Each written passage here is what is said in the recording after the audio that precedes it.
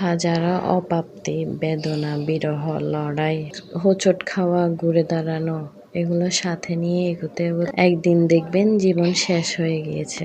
বহু বছর বেঁচে ফেলেছেন। কপালে বাজ, মুখে বলি রেখা, মাথায় সাদা চুল, পাকা আবরণ দেখা দিচ্ছে।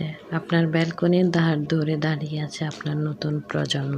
তখন হয়তো আপনি আনমনে হাসবেন, যাহ বাবা, কত লম্বা বড় পথ পাড়ি দিয়ে আসলাম। আপনার জীবনের প্রতিটি পরিস্থিতি কেবল আপনার জন্য তৈরি করা। মহান সৃষ্টিকর্তা প্রতিনিয়ত আমাদেরকে পরীক্ষা করছেন এবং জীবনের শেষ দিন পর্যন্ত এই পরীক্ষা জারি থাকবে।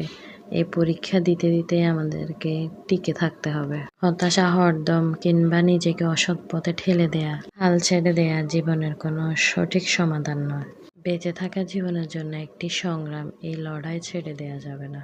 প্রতিটি বছরে যেই উপন্যাসটা তৈরি হচ্ছে তা আপনার ব্যক্তিগত ডায়েরিতে হচ্ছে, আর এই সময় নিয়ে পড়তে হবে। আর এইভাবেই আমরা লড়াই করতে করতে আমাদের জীবন সংগ্রামটা শেষ হয়ে যাবে একদিন। তো হ্যালো এভরিওয়ান, আসসালামু আলাইকুম। কেমন আছেন সবাই? আপনাদের সাথে গল্প করতে করতে আমার আজকের ব্লগটা শেষ করতে যাচ্ছি। কেমন লেগেছে আপনাদের জানাবেন। যারা আমাকে ফলো দিয়েছেন তাদেরকে অসংখ্য ধন্যবাদ, আর যারা ফলো দেননি আমার ভিডিওটি দেখতেছেন, যদি ভালো লেগে থাকে অবশ্যই ফলো দিয়ে যাবেন।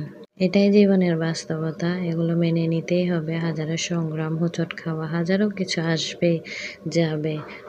আমরা একসময় ভালো থাকবো, একসময় খারাপ থাকবো। আমাদেরকে এগুলো মেনে নিতেই হবে। এটাই জীবন, এটাই আল্লাহ প্রদত্ত এই পরীক্ষা স্বরূপ। আমাদেরকে পরীক্ষা করতেছে আল্লাহ। এই পরীক্ষায় টিকলে আখিরাত জান্নাত আর জাহান্নাম ঠিক হবে। Thanks for watching.